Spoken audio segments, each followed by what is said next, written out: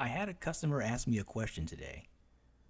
How do I send an email to the client that created an incident from self service? And she also posed this caveat, this restriction: only send the email if the incident was created from self service. So, this is a really good question.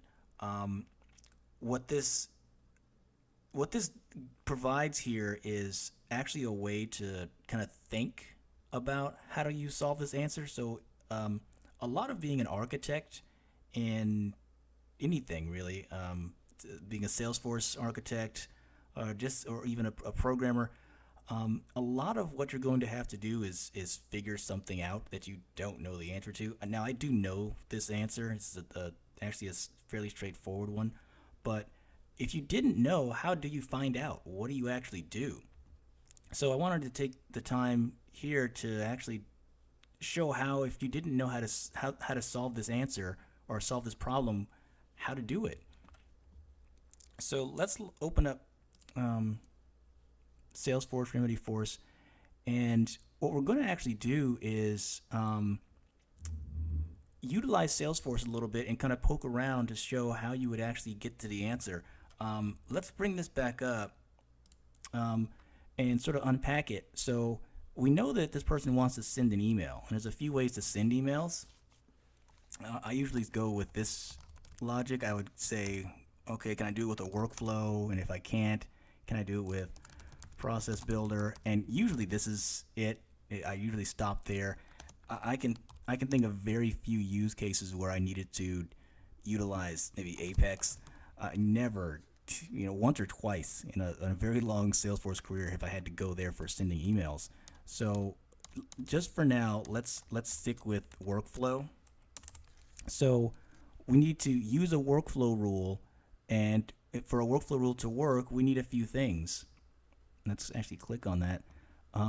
You need a field and an operator and a value. So field has to equal something is what we're looking for. So field operator value, something like client equals David. In this case, though, that's just a sample condition, but in this case, we're looking for only send this email if an incident was created, but if it's created from self-service. So we need some sort of field like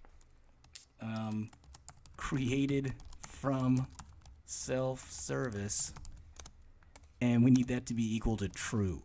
We need something like that. Where is this field? Do we have this field? So we know what our answer is. Essentially, we're looking for this. We need some sort of condition. So we have a data model problem. We need to know, is there a field? So data model, is there a field that we can use for this?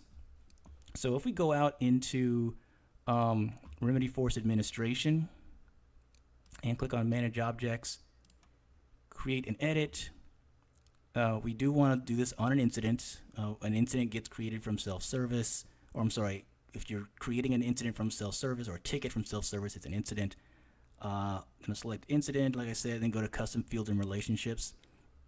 And what I would do is I would start looking. Now, the reason I have to start looking through here is Remedyforce is a vast product that I didn't develop, you didn't develop, and this is one of the challenges with having a product that you didn't develop. Now, one of the great things about this is you didn't have to spend all this time making all these fields. It's wonderful. But one of the challenges is you didn't make all these fields. You don't know why they're here a lot of the time.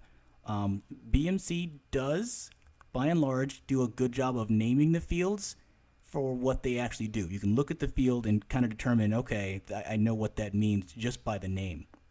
One of the challenges you might have, though, and be aware of this, is sometimes the field label and the field name don't match up, and maybe the field name makes more sense for what the field does, or maybe the field label makes more sense for what the field does.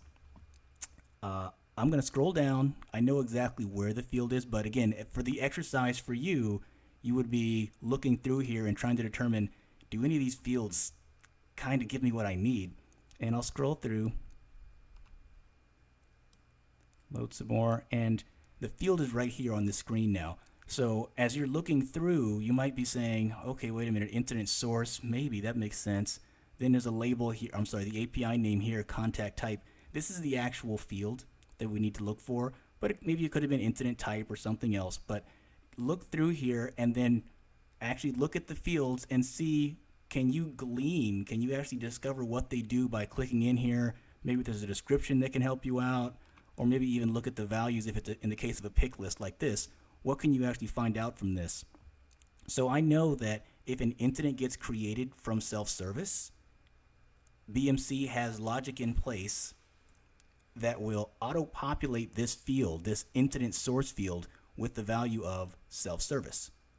So every time an incident gets created, that's what gets populated in that field. So if we come up to workflow rules,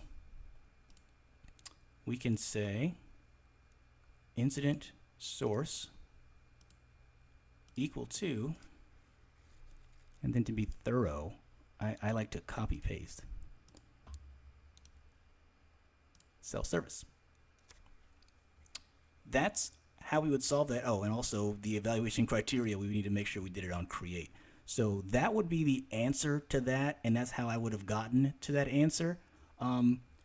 You need to also be aware that you might not come up with the right answer sometimes, and you might have to think about your use cases.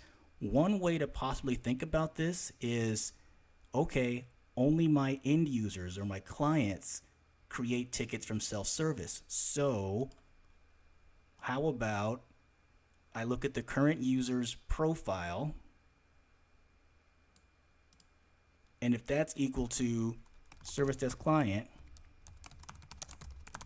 then that means this ticket was created from self-service. That could work every now and then, or maybe a lot of times that would work, but anytime one of your staff members logs in to create an incident or a service request, that profile is going to be service desk staff or something else, not necessarily one of your client profiles.